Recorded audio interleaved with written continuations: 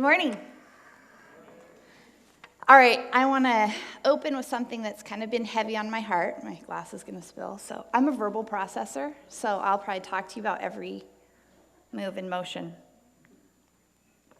All right, something's been heavy on my heart. This last week was really busy for me, and I barely checked emails or looked at Facebook messages, and some of you already know that because it explains why you haven't heard back from me.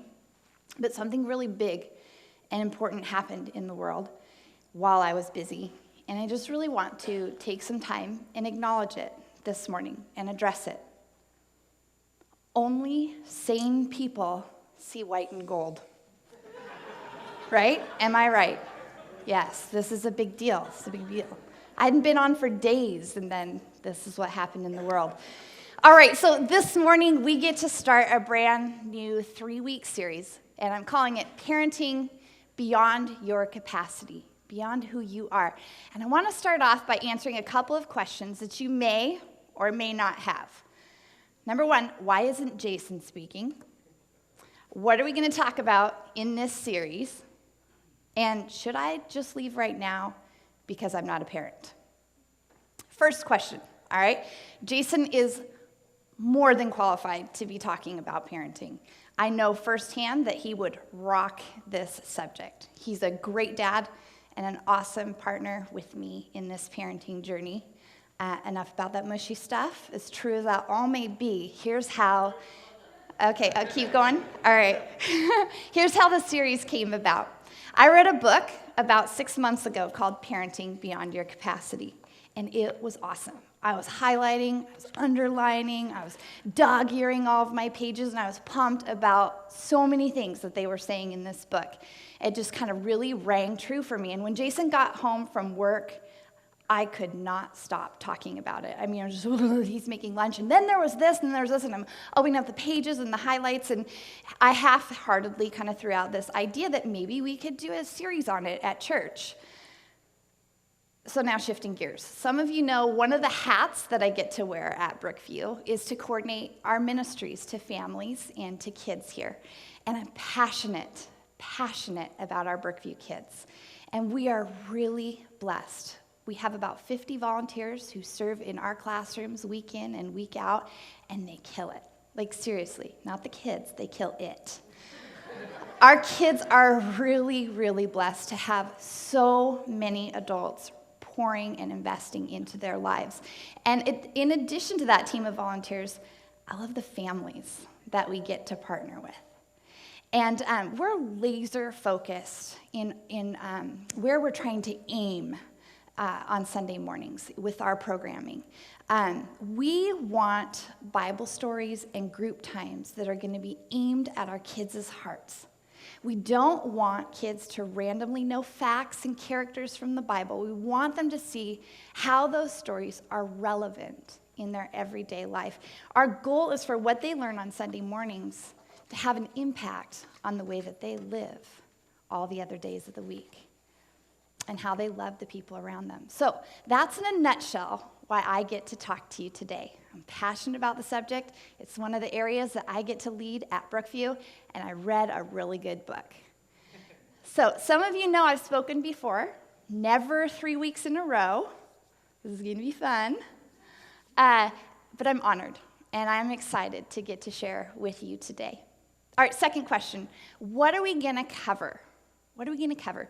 This morning we're going to talk about the idea that for most of us, we have a mental picture in our minds of what family looks like. But the reality is oftentimes it doesn't turn out that way. And we find ourselves in that place. What do we do? What do we do?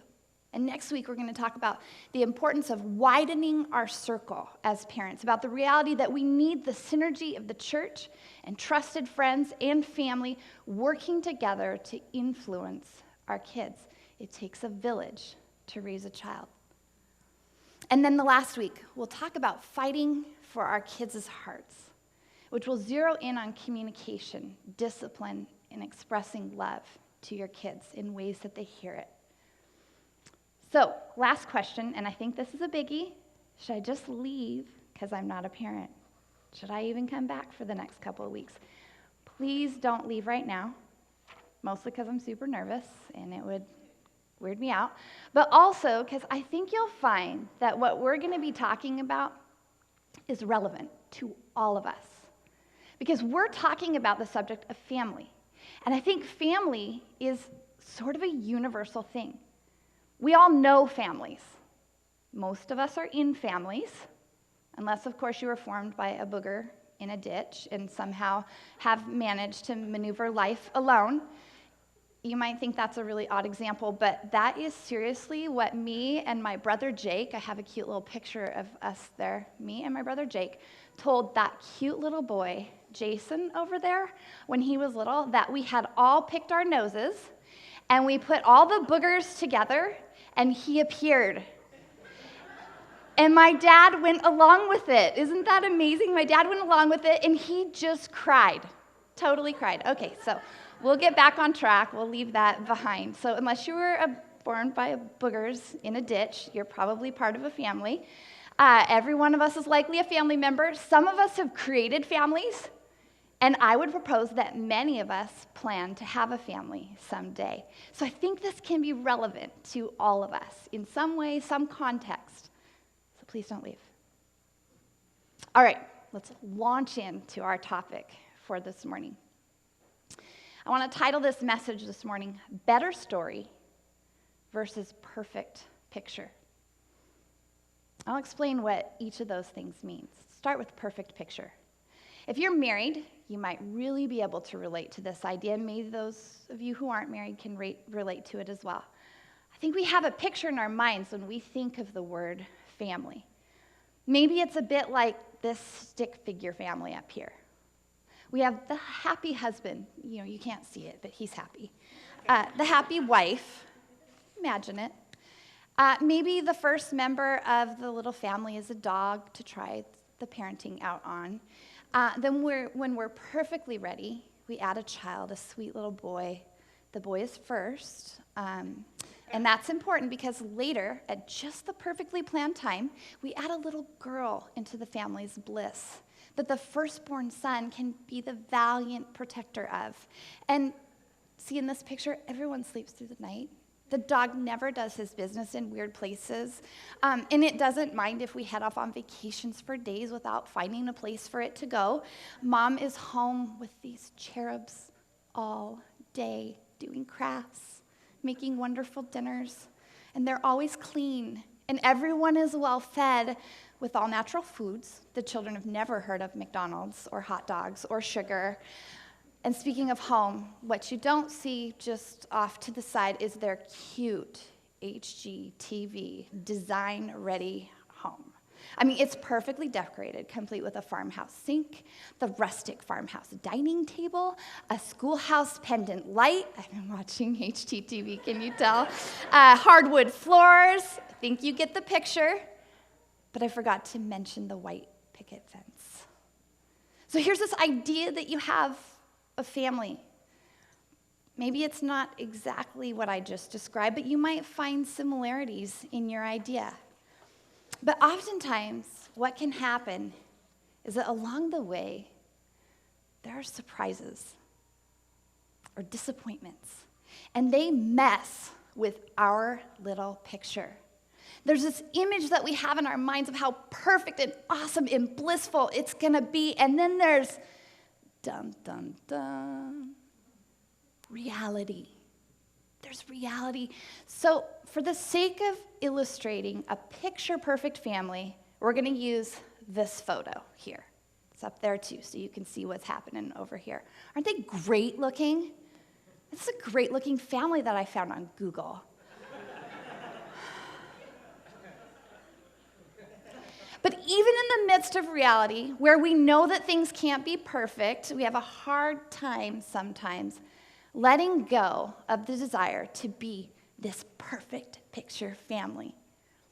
And sometimes we feel a lot of pressure, sometimes from other people, but if we're honest, I would propose mostly from ourselves.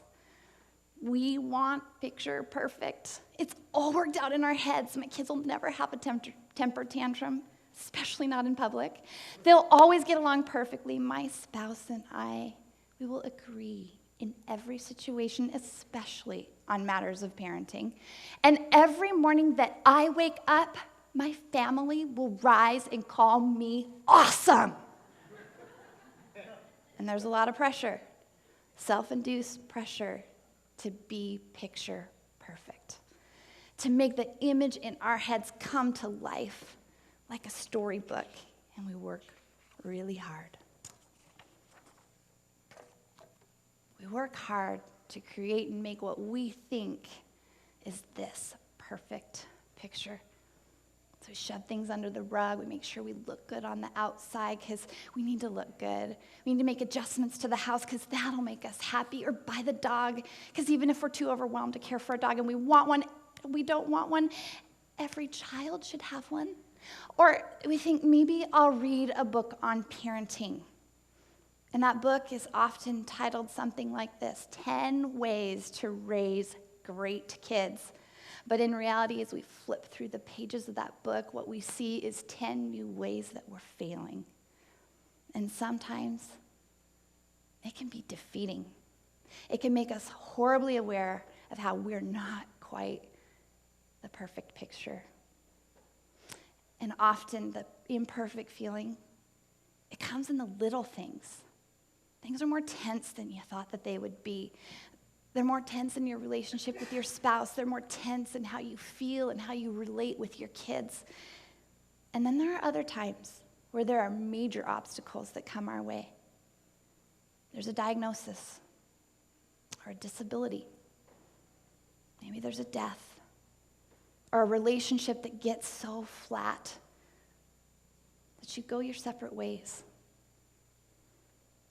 Or maybe your family story never even started out this way. And so there's this pressure, self-induced, and we don't stop. We just keep putting more and more and more pressure on ourselves, and we try to ease the pain of our reality. Maybe by telling everybody on Facebook, hashtag real life. But the fact that we need to say it is sometimes an indicator how deeply we feel it, this pressure of not measuring up to what we see around us and what we have in our minds. All right, so getting back to this image, this picture-perfect family. Secretly, I think we know inside, internally, my family's not like this, but I'm going to try harder. I'm going to work more. I need it to look like this. And the burden's huge. And we look at this picture of this perfect family, and no matter how hard we try, reality smacks us in the face. This is not my family. That's not my reality. And I thought that my picture was going to be how I hoped it all would go. It's not working out that way. And it feels so far out of reach. And in fact, this is what can happen to our perfect picture of family. We start out like that, and then somewhere along the way,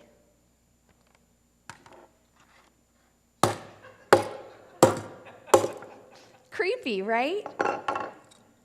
But it happens. In our lives, we've seen it in the lives of people around us. It's broken. We don't know how to fix it. And we lay it there. And we're left wondering, what happened? What happened? It shattered in front of me.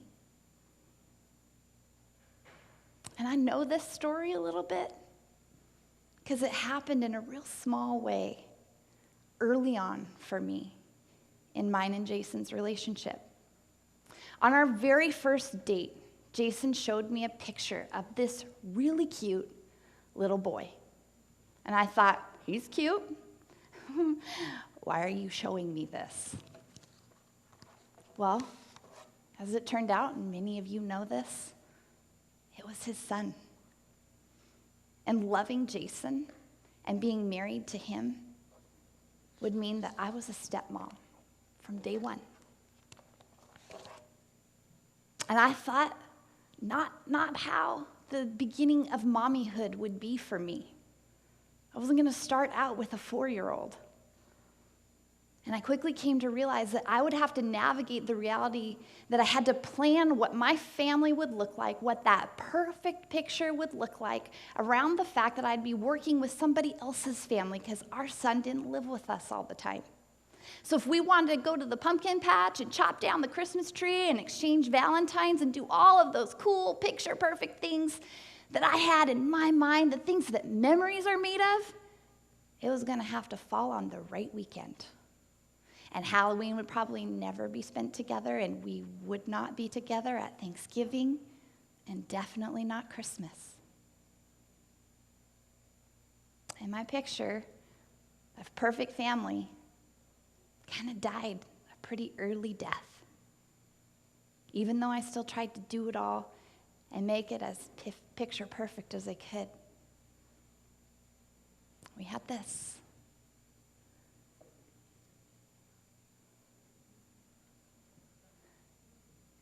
Cute. Aren't they cute? Right after Jason and I got married, it was when we were attending a pretty big church, so not everybody knew our story. And I was picking up Drew in the middle there. He was probably about 5 at the time, from one of the kids' programs. And this woman says to me, "Oh my goodness, where did you find a little boy that looks just like your husband?" It's like, "Oh, well, it's his son." And she goes, "Oh, I didn't know he was married." And I said, "He wasn't." She's, ugh. So not only was my picture wrecked, I was totally wrecking hers right there too. She's like, not what I thought about that cute little couple that I sometimes see up front. The reality is, friends, many of us are sitting here this morning, and we're holding pictures of a broken family, either in the one that you've created or the one that you were born into. Maybe there was a divorce or a death. Maybe you have a child that's traveled down a path that you hoped and prayed like crazy that they would never go. Maybe there's constant tension and fighting. Maybe there were kids sooner than you thought. Or you want kids. It's just not happening. And your perfect picture isn't even close to being realized. And we're just barely holding it together. And we smile for the photo ops. Awesome, we just did this family picture. But at the end of the day, I'm going to wait for that. Sorry, I'm not as cool as others could be. Hi. He gave me a thumbs up, so it's all good. All right, where was I? All right, so we smile for these photo ops. We just had an awesome family picture, but at the end of the day, it feels more like this broken picture than it does that one. So what do you do? What do you do when your ideal image of family doesn't work out, when that's not your reality? What if your picture looks nothing like that picture? Where does yours fit? And even more deeply, where does my broken picture fit into God's story? And maybe if we're honest, and these broken pictures more accurately describe our lives, we can sometimes wonder if we're excluded from God's story. Some of you know I grew up in church. And I know firsthand that in some of the books that you read, some of the messages that are spoken, things sometimes get easy, trite answers. This kind of stuff gets trite answers. And I hope that's not what you experience today. When I was growing up, I sometimes heard things like, we need a biblical definition of family. Because if we can get everyone back to the biblical definition of family, the church will be stronger, life will be better, society will be better. And that sounds awesome, really cool. But what is a biblical definition of family? And how do we get back to it? So I want to explore some stuff that's in the Bible by taking a look at some of the stories in there about families. We're going to start with Genesis 37. It's the story of the family that actually became the center of God's plan for an entire nation. The nation of Israel came from this family. It's like God saying, I'm going to influence the entire world and all of human history through this family. So Israel came from this stock, and we get a portrait of that family from this in Genesis 37. It's the story of Jacob. Jacob had two wives, kind of a different time. He had a bunch of sons, 12 of them, in fact. The youngest was Joseph, and he was sort of a favorite. So we're going to pick up in verse 18 with Joseph. But they saw him in the distance, and before he reached them, they plotted to kill him. The picture of family. Our brother, let's kill him. Awesome. Here comes that dreamer, they said to each other. They called him the dreamer because he had dreams, okay? And maybe Joseph boasted a bit, and maybe Dad should have stopped it, but he didn't. So here we go, Joseph the dreamer. Come on now, let's kill him and throw him into one of these cisterns and say that a ferocious animal devoured him. Then we'll see what comes of his dreams. Oh my goodness. They're plotting death, and they have an alibi. It's a ferocious animal. When Reuben heard this, he tried to rescue him from their hands. Let's not take his life, he said. Don't shed any blood. Throw him into this cistern here in the wilderness, but don't lay a hand on him. Reuben said this to rescue him from them and take him back to his father. So Reuben steps in. He tries to help him out a little bit. Verse 23, when Joseph came to his brothers, they stripped him of his robe, the ornate robe he was wearing. And they took him and threw him into the cistern. The cistern was empty. There was no water in it. As they sat down to eat their meal, just head off and go have a meal afterwards, they looked up and saw a caravan of Ishmaelites coming from Gilead. Their camels were loaded with spices, balm, and myrrh, and they were on their way to take them down to Egypt. Judah said to his brothers, what will we gain if we kill our brother and cover up his blood? Come, let's sell him to the Ishmaelites and not lay our hands on him. After all, he is our brother, our own flesh and blood. And his brothers agreed. Okay, after all, he's our brother. Let's not kill him. Let's just sell him. 28, when the Midianite merchants came by, his brothers pulled Joseph up out of the cistern and sold him for 20 shekels of silver to the Ishmaelites, who took him to Egypt. When Reuben returned to the cistern and saw that Joseph was not there, he tore his clothes. He went back to his brothers and said, the boy isn't there. Where can I turn now? Okay, so Reuben really did plan to go back for him. There's a good thing in this story. There's at least one good brother out of the, 11. 31, then they got Joseph's robe. They slaughtered a goat and dipped the robe in his blood. They took the ornate robe back to their father and said, we found this. Examine it to see whether it's your son's robe.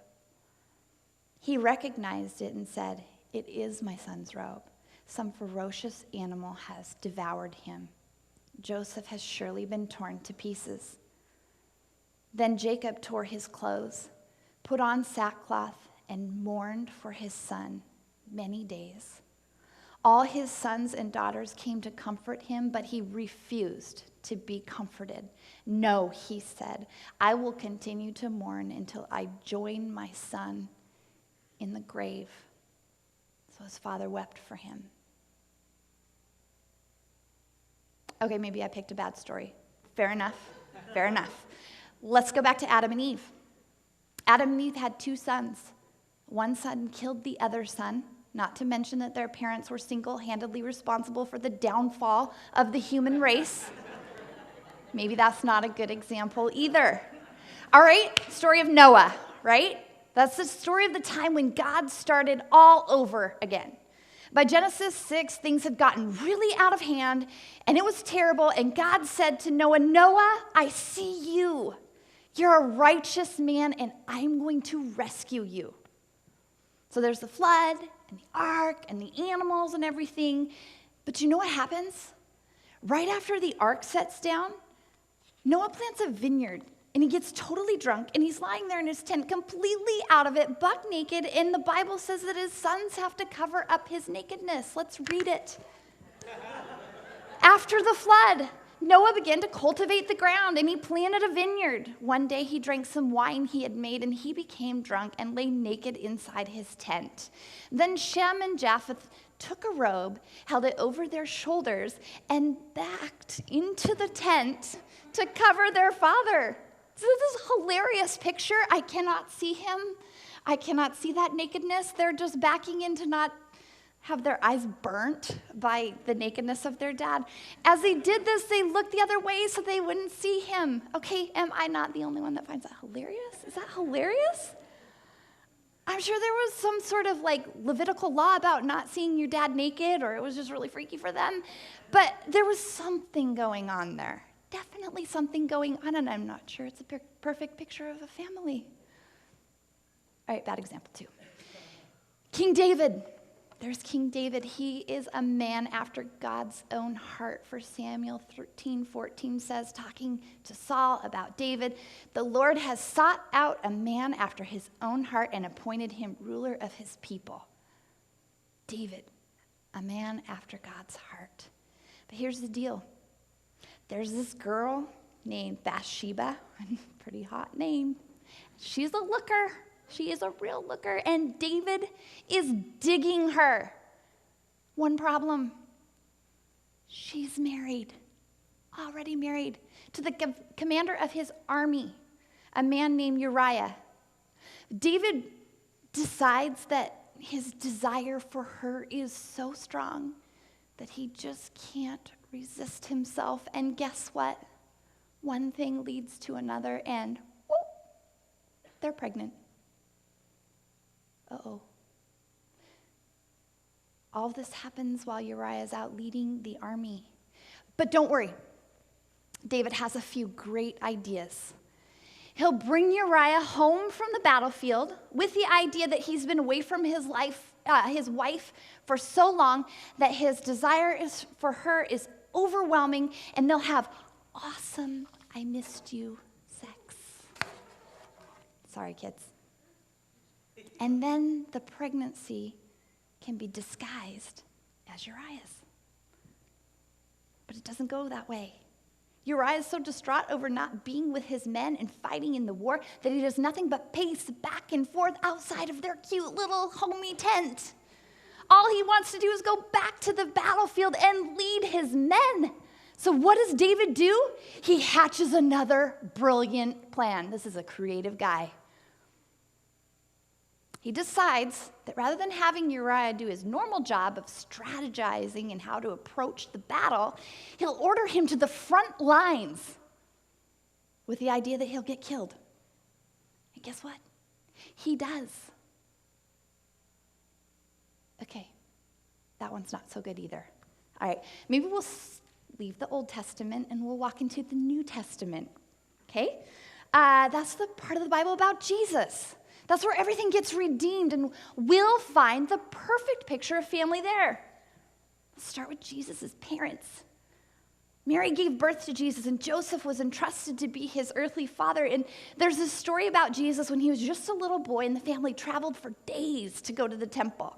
And as they were on the road, headed home from this awesome thing, Mary, sweet mother of Jesus, realized that Jesus had wandered off.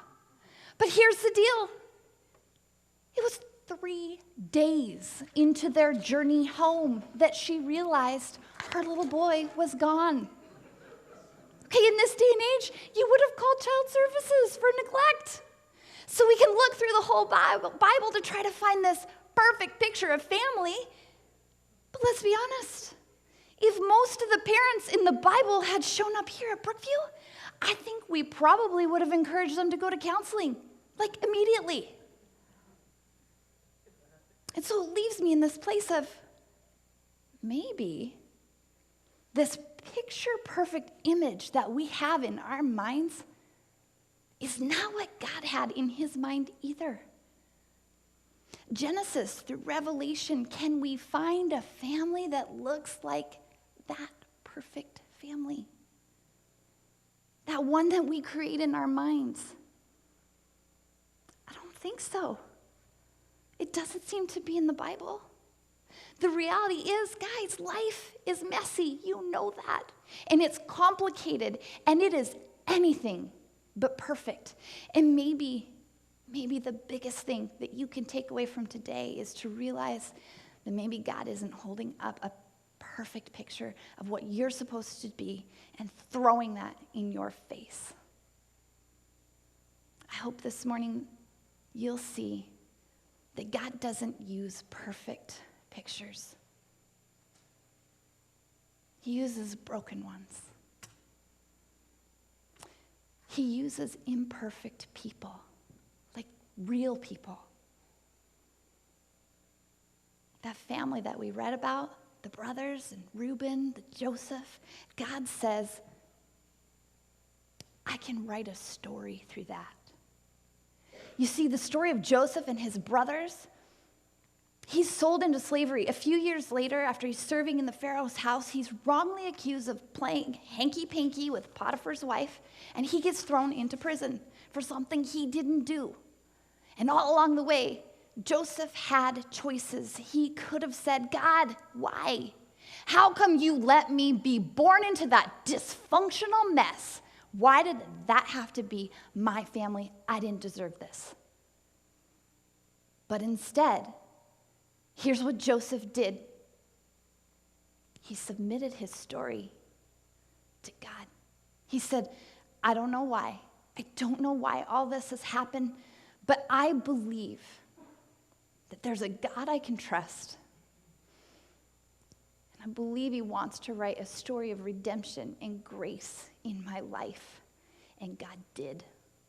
And all throughout the story, as noted in the Bible, we see this phrase written: the Lord was with Joseph.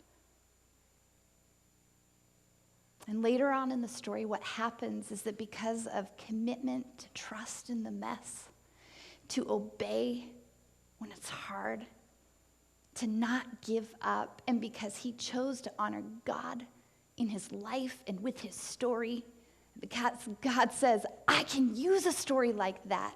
Joseph saved his family from starvation in a famine. He had this opportunity to exact revenge, but instead, he gave forgiveness, and he was reunited with his dad. Maybe God's saying to you, stop holding up the perfect picture of what you thought family would be like. Let it go. If you allow me to come into your life, into your brokenness, into the fragments of what's left of your family, or where your family's going, or your current reality, I could write a story. I could write a story that's so compelling. Just because you began here, or just because you are here today, doesn't mean this is where you will finish. That's not where you're going to finish. Whoa. That is so cool to think about. As I think about my life, just because I'm here doesn't mean that's the end. There is hope for every single one of us. There's hope for every family.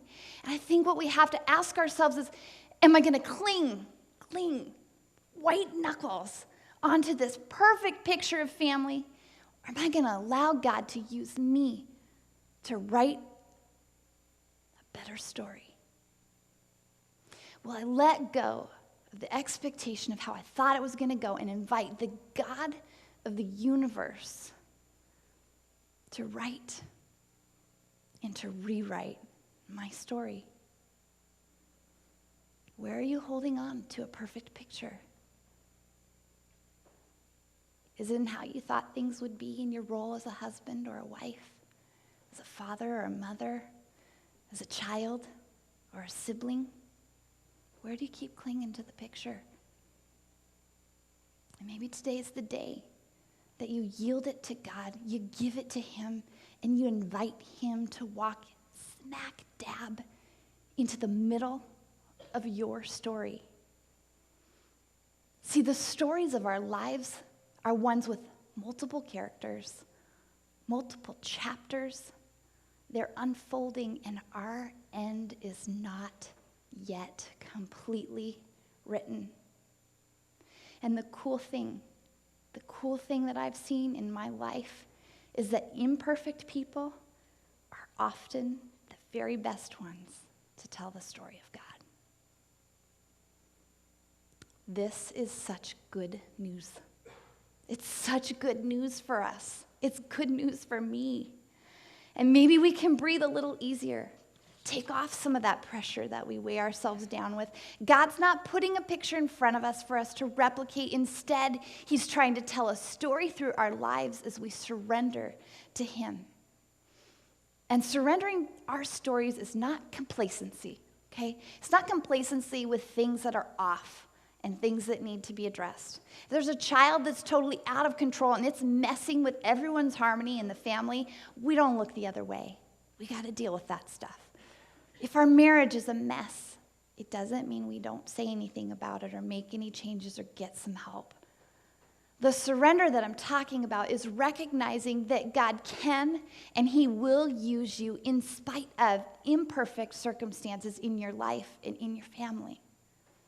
No matter what your family looks like or how limited you feel like your capacity might be, you can cooperate with what God wants to do in here, in your heart. And if you walked in the doors this morning and you're feeling inadequate and overwhelmed, maybe you need to be reminded of God's grace this morning. God has given us his grace, something we don't deserve. And the Bible says that it's a grace that's sufficient. It's a grace that gives power in the midst of our weaknesses. And when we allow God's grace to define us, amazing things happen. Trust spikes. Fears dissipate. Forgiveness is given. Joy shows up and it stays. Discipline and correction are more gently applied and they're more easily accepted. And it's cool. I want to close this morning with a few stories from a few people that you might know that had an idea of what they wanted their picture perfect to be, but it didn't quite go that way. And the cool thing about being here at Brookview is there are a lot of us with imperfect stories. And it's fun to get to do life alongside of you in this reality that we're not perfect, but we serve a God who is. And these people, they're making a conscious decision to center their lives on God the best they know how in this moment. And they're giving our world a front row seat to the reality that God's good, that he walks into the middle of our stories, that he heals, he restores, and he uses our lives to show the world who he is. Joey and Sophie Bowie. For Joey and Sophie, they wanted the things that a lot of couples want. They wanted to travel, have adventures, and eventually start a family. But the starting years of their marriage were tough. They were rough. And they found themselves in a place where they'd lost their sense of adventure and gradually found themselves in a really dark tunnel. They were disappointed with each other. There was constant quarreling and unhappiness. And generally, they just wanted out. And before deciding to throw in the towel completely and file for divorce, Sophie told Joey that she'd be willing to get some marriage counseling, just to say that they had tried to work it out. And in the midst of counseling, a few things became really clear. They'd been operating from a place of a lot of selfishness, and there needed to be more grace. They needed more realistic expectations and more trust that God was actually up to something in their lives if they'd choose to follow him. And while they knew that there was a lot of work to be done, and it wouldn't be easy, they felt that the only right choice was to do everything that they could to become unified again in their marriage. And they began to fight. They began to fight to honor those vows that they had made to each other, for better, for worse, just a few years before. And they've seen healing and blessing beyond what they thought was possible. They have 2 beautiful little girls. They've become leaders in their extended family and in the church. They're mentors to countless people, and they have been used by God to draw many people into new life with him and into community in a meaningful way. And it's awesome. John and Leah Coates. For John and Leah, the idea of the family that they had in mind was 4 kids, 2 biological, and after that, they would open themselves up to the idea of adopting 2 of them. So they started their family out with this sweet girl, tallest, Maya. Yeah, tap her. So they had Maya, and just when they wanted to add another child, they couldn't get pregnant. They kept trying and trying and trying, and there wasn't a baby coming. And it was really hard. And I was talking to Leah, and she said, I felt like I'd been so successful at almost everything in my life. I had good grades, I made good choices, I loved God, I worked really hard. But with this, there was such a lack of control, and it felt unjust. And for her, it was really hard to watch people around her get pregnant right and left. And there were a lot of people that weren't ready to have kids, and whoop, we're pregnant. Isn't that funny? And for her, it wasn't funny. There was nothing funny about it because she was in pain. So in August, so they pursued adoption, okay? When Maya was just still a little bitty one. How old were you, Maya? When she came into your family? 2 years old. So Hillary was 2. 18-month-old Hillary came into their lives. She wasn't officially their daughter until 3 years later. So for 3 years, they lived with the reality that that cutie over there could be gone from their family at any moment.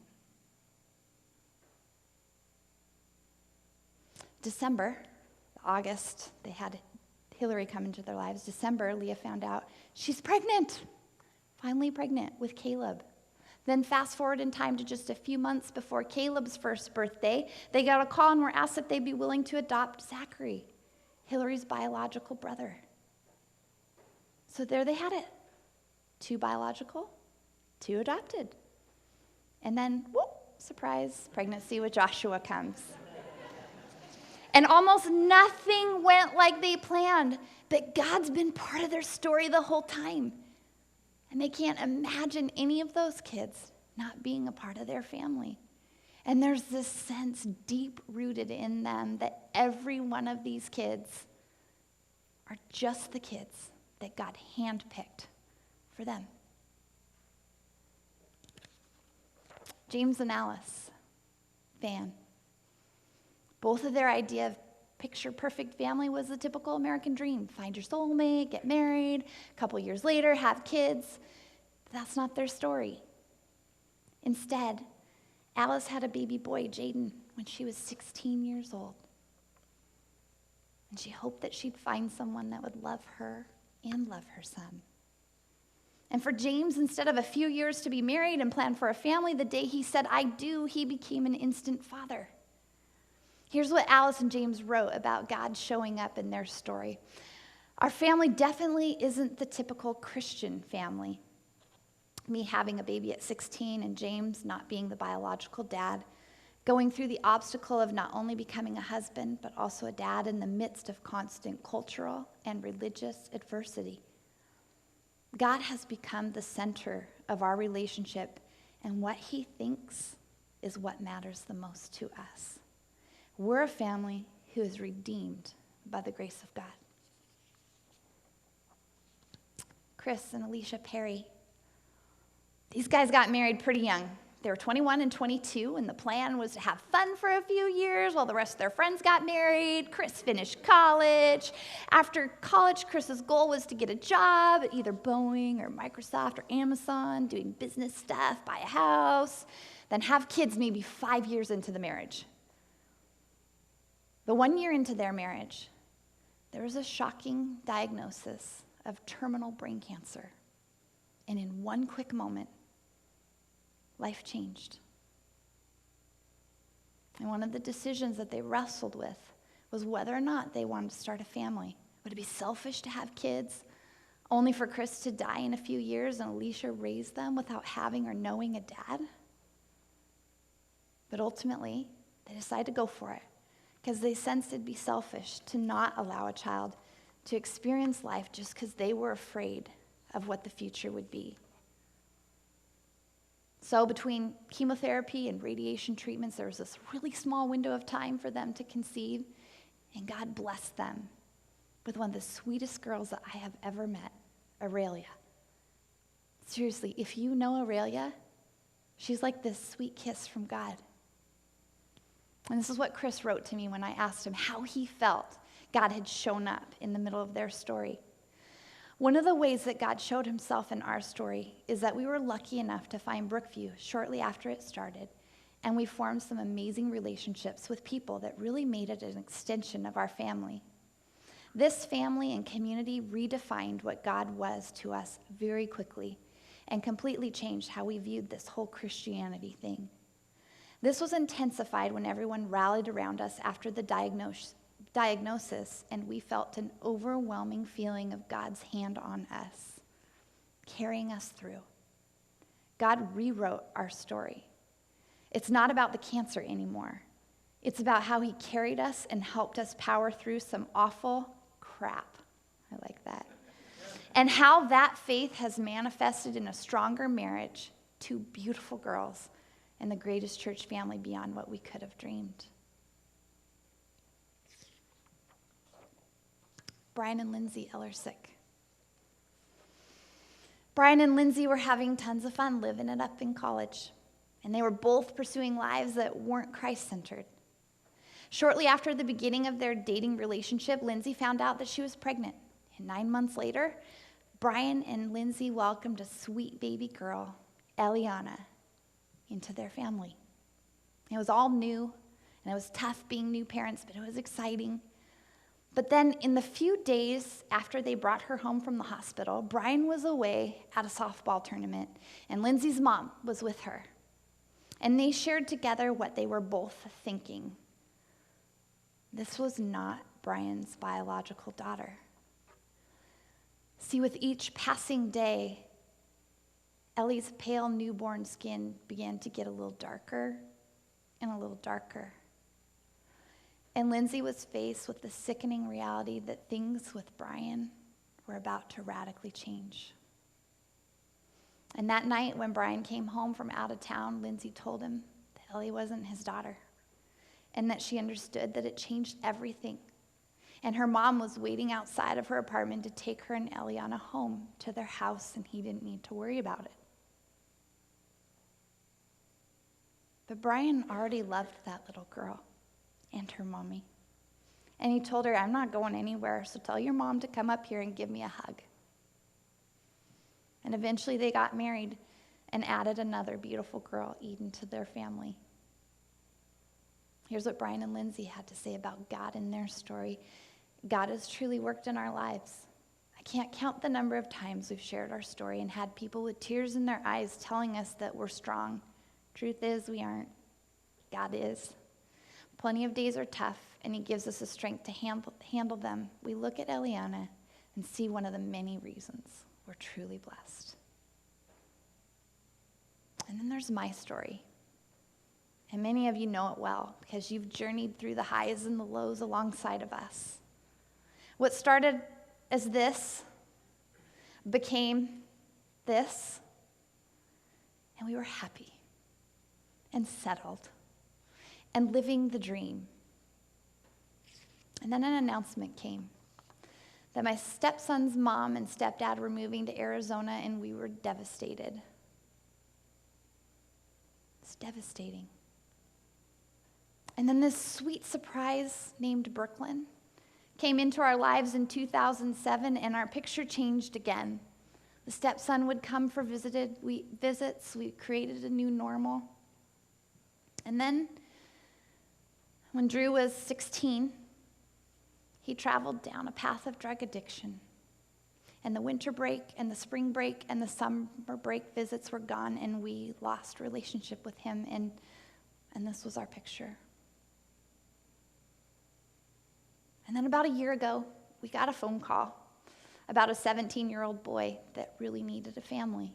And while we were totally freaked out about it, this became our picture.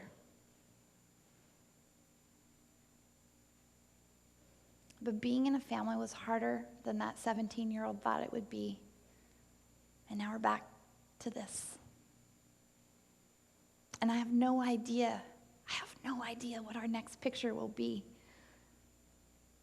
Here's what I know. My life, my family, they're part of God's story, and it isn't finished.